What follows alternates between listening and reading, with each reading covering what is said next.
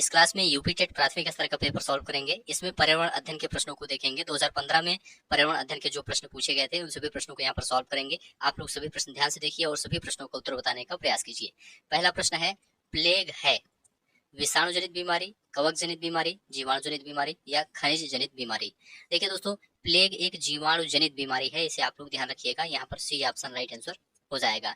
यह दोस्तों एक संक्रमण रोग है जो पास्ट्यूरेला पेस्टिस नामक जीवाणु के कारण फैलता है। नाम याद रखिएगा, पास्ट्यूरेला पेस्टिस नामक जीवाणु के कारण फैलता है।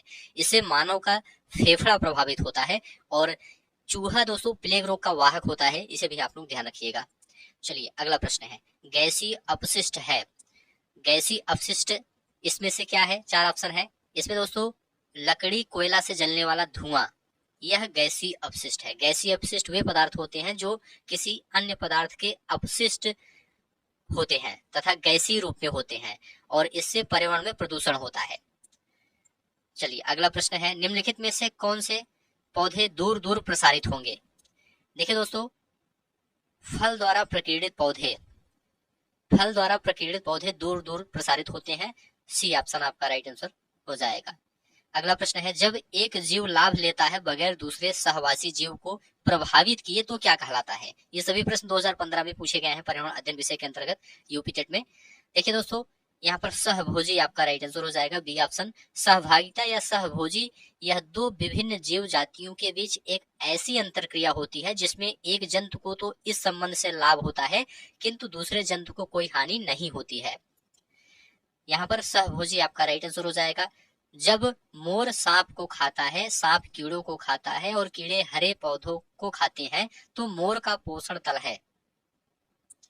देखिए दोस्तों, यहाँ पर राइट आंसर हो जाएगा खाद्य पिरामिड के शीर्ष पर। मोर का पोषण तल क्या है? खाद्य पिरामिड के शीर्ष पर। यहाँ पर डी ऑप्शन आपका राइट आंसर हो जाएगा। जब मोर सांप को खाता है, सांप कीड़ों को खाता है और कीड़े हरे पौधे को खाते हैं तो मोर का पोषण तल है क्या है? खाद्य पिरामिड के शीर्ष पर है। यहाँ पर डी ऑप्शन राइट आंसर हो जाएगा। चलिए आगे बढ़ते हैं, निम्न में से कौन सा कायांतरित सेल का उदाहरण है? देखिए दोस्तों, संगमरमर यह कायांतरित सेल का उदाहरण है। यहाँ पर संगमरमर सी ऑप्शन आपका राइट आंसर हो जाएगा। महासागरों में निम्न में से कौन सा लवण सर्वाधिक मात्रा में पाया जाता है? तो देखिए दोस्तों, सोडियम क्लोराइड पाया जाता है, डी ऑप्शन राइट आंसर हो जाएगा। महासागरों में सोडियम क्लोराइड लवण सर्वाधिक मात्रा में पाया जाता है। राज्यसभा में होने वाली सभाओं की अध्यक्षता कौन करता है? तो राइट आंसर हो जाएगा उपराष्ट्रपति। यहाँ पर पहला ऑप्शन, राज्यसभा में होने वाली सभाओं की अध्यक्षता कौन करता है? उपराष्ट्रपति। यहाँ पर पहला ऑप्शन राइट आंसर हो जाएगा। निम्न में से किस मिट्टी का विस्तार भारत के सर्वाधिक क्षेत्र पर है? तो देखिए दोस्तों, जलोढ़ मिट्टी आपका राइट आंसर हो जाएगा, बी ऑप्शन। भारत के सर्वाधिक क्षेत्रों पर जलोढ़ मिट्टी का विस्तार है। जो शाकाहारी जंतु भोजन के लिए हरे पेड़ पौधों पर निर्भर रहते हैं उन्हें कहा जाता है प्रथम चरण उपभोक्ता। यहाँ पर पहला ऑप्शन राइट आंसर हो जाएगा। देखिए दोस्तों, खाद्य श्रृंखला में जो सूर्य के प्रकाश में अपने भोजन का निर्माण करते हैं उसे उत्पादक कहा जाता है, जैसे पेड़ पौधे, तथा जो जीव इन उत्पादकों से अपना भोजन प्राप्त करते हैं उसे प्रथम श्रेणी का उपभोक्ता कहा जाता है, जैसे गाय, बैल, बकरी आदि। और जो जीव इन प्रथम श्रेणी उपभोक्ता से अपना भोजन प्राप्त करते हैं उन्हें द्वितीय श्रेणी का उपभोक्ता कहा जाता है, जैसे सांप, शेर, मोर आदि। मनुष्य दोस्तों प्रथम एवं द्वितीय दोनों श्रेणी का उपभोक्ता है, इसे आप लोग ध्यान रखिएगा। पर्यावरण शिक्षा में समस्या समाधान विधि का गुण है। पर्यावरण शिक्षा में समस्या समाधान विधि का गुण क्या है? लक्ष्य केंद्रित विधि, सृजनात्मक विधि, चयनात्मकता। उपरोक्त सभी डी ऑप्शन राइट आंसर हो जाएगा। यहाँ पर उपरोक्त सभी आपका राइट आंसर हो जाएगा। प्रेक्षण विधि की सीमाएं हैं।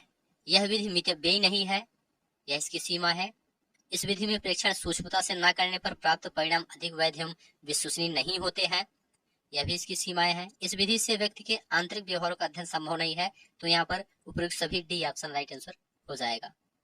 इकोसिस्टम की सही परिभाषा क्या है? इकोसिस्टम की सही परिभाषा क्या है? देखिए दोस्तों, जीव समुदाय और उसके वातावरण का संतुलित तंत्र, यहाँ पर डी ऑप्शन राइट आंसर हो जाएगा। इकोसिस्टम की सही परिभाषा है जीव समुदाय और उसके वातावरण का संतुलित तंत्र। मानव विकास के क्रम में 2 पैरों पर चलने का सबसे बड़ा लाभ क्या है? सबसे बड़ा लाभ है हाथ स्वतंत्र रूप से मस्तिष्क की आज्ञा अनुसार कार्य कर सकते हैं। सी ऑप्शन राइट आंसर हो जाएगा। भूकंप की तीव्रता मापने के यंत्र को क्या कहते हैं? देखिए दोस्तों, इसे सिस्मोग्राफ कहा जाता है। बी ऑप्शन राइट आंसर हो जाएगा। भूकंप की तीव्रता मापने के लिए सिस्मोग्राफ नामक यंत्र का प्रयोग किया जाता है। सूर्य से निकटतम ग्रह कौन सा है? सूर्य से निकटतम ग्रह यहाँ पर पूछा गया है, तो बुध आपका राइट आंसर हो जाएगा, डी ऑप्शन।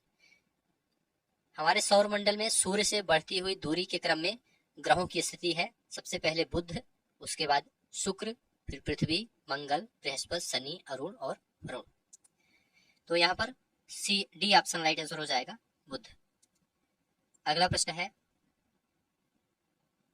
गिर राष्ट्रीय पार्क किस राज्य में स्थित है? देखिए दोस्तों, गुजरात में स्थित है। B option Gujarat right answer हो जाएगा। गिर राष्ट्रीय पार्क कहां पर है? गुजरात में है। निरीक्षण विधि की विशेषता नहीं है। निरीक्षण विधि की विशेषता कौन सी नहीं है? यह एक मनोवैज्ञानिक विधि है, यह इसकी विशेषता है। यह प्रत्यक्ष अनुभव पर आधारित है, यह भी इसकी विशेषता है। यह एक बाल केंद्रित विधि है जिसमें शिक्षक एक प्रशासक के रूप में होता है। यह दोस्तों गलत है।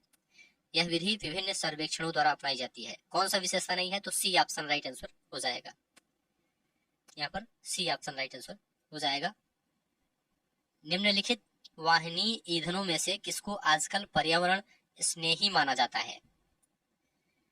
देखिए दोस्तों, यहाँ पर राइट आंसर हो जाएगा संपीड़ित प्राकृतिक gas, CNG. D option right answer हो जाएगा। संपीड़ित प्राकृतिक गैस सीएनजी वाहिनी ईंधनों में सबसे ज्यादा पर्यावरण स्नेही माना जाता है। क्यों? क्योंकि इससे बहुत कम पर्यावरण प्रदूषण होता है। किसी पारितंत्र में तत्वों का चक्रण कहलाता है। क्या कहलाता है? जैव भू रासायनिक चक्र कहलाता है। पहला ऑप्शन राइट आंसर हो जाएगा। किसी पारितंत्र में तत्वों का चक्रण कहलाता है जैव भू रासायनिक चक्र। चिपको आंदोलन के प्रणेता है। चिपको आंदोलन के प्रणेता है। देखिए दोस्तों, यहाँ पर राइट आंसर हो जाएगा Sundarlal Bahuguna. B option right answer हो जाएगा। चिपको आंदोलन के प्रणेता सुंदरलाल बहुगुणा थे। यहाँ पर बी ऑप्शन आपका राइट आंसर हो जाएगा। इंसुलिन की रासायनिक प्रकृति है। इंसुलिन की रासायनिक प्रकृति है। राइट आंसर हो जाएगा protein. B option protein. Insulin की रासायनिक प्रकृति क्या है? प्रोटीन है। बी ऑप्शन आपका राइट आंसर हो जाएगा। पौधों में अर्धसूत्री विभाजन होता है। पौधों में अर्धसूत्री विभाजन होता है। पराग कोष में होता है। डी ऑप्शन राइट आंसर हो जाएगा। पौधों में अर्धसूत्री विभाजन पराग कोष में होता है। चलिए अगला प्रश्न है, ज्वर नियंत्रण में आमतौर पर सबसे अधिक प्रयोग की जाने वाली औषधि है। देखिए दोस्तों, यहाँ पर राइट आंसर हो जाएगा paracetamol. C option right answer हो जाएगा। ज्वर नियंत्रण में आमतौर पर सबसे अधिक प्रयोग की जाने वाली औषधि पैरासीटामोल है। जैविक समुदाय में प्राथमिक उपभोक्ता है। जैविक समुदाय में प्राथमिक उपभोक्ता है। राइट आंसर हो जाएगा शाकाहारी। C option. जैविक समुदाय में प्राथमिक उपभोक्ता शाकाहारी है। सी ऑप्शन आपका राइट आंसर हो जाएगा। चलिए आगे बढ़ते हैं। दही निर्माण हेतु कौन सूक्ष्म जीवी उत्तरदायी है? दही निर्माण के लिए तो राइट आंसर हो जाएगा लैक्टोबैसिलस। D option. दूध से दही निर्माण की क्रिया में सूक्ष्म जीव लैक्टोबैसिलस उत्तरदायी होता है। इसे आप लोग याद रखिएगा। मानव रुधिर वर्ग की खोज सर्वप्रथम किस वैज्ञानिक ने की थी? मानव रुधिर वर्ग की खोज सर्वप्रथम किस वैज्ञानिक ने की थी? तो यहाँ पर लैंड स्टीनर आपका राइट आंसर हो जाएगा। पहला ऑप्शन। पहला ऑप्शन आपका राइट आंसर हो जाएगा। प्याज आलू अदरक है। प्याज आलू अदरक क्या है? जड़, तना, अपस्थानिक जड़ें या सल्कपत्र? तो याद रखिएगा ये सभी तना है। प्याज, आलू, अदरक ये सब क्या है? तना है। बी ऑप्शन आपका राइट आंसर हो जाएगा। नेक्स्ट है, एक कोशीय सूक्ष्म जीव है। एक कोशीय सूक्ष्म जीव है। देखिए दोस्तों, यहाँ पर पैरामीशियम आपका राइट आंसर हो जाएगा, सी ऑप्शन। पैरामीशियम एक कोशिकीय जीव होते हैं।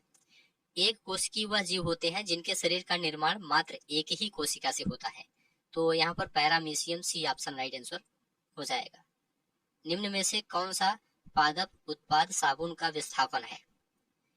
देखिए दोस्तों, यहाँ पर रीठा आपका राइट आंसर हो जाएगा। कौन सा पादप उत्पाद साबुन का विस्थापन है? तो रीठा पादप का उत्पाद होता है जो साबुन का विस्थापन है। रीठा का प्रयोग बालों के संरक्षण के लिए किया जाता है। बी ऑप्शन आपका राइट आंसर हो जाएगा। तो ठीक है दोस्तों, आज के इस क्लास को यहीं पर समाप्त करते हैं। आप लोग कमेंट करके बताइए 30 प्रश्नों में आपका कितना स्कोर सही हुआ है। उम्मीद है यह क्लास आपको अच्छा लगा है। अच्छा लगा है तो चैनल को सब्सक्राइब कीजिए, दोस्तों शेयर कीजिए और कमेंट में लिखकर जरूर बताइए। धन्यवाद।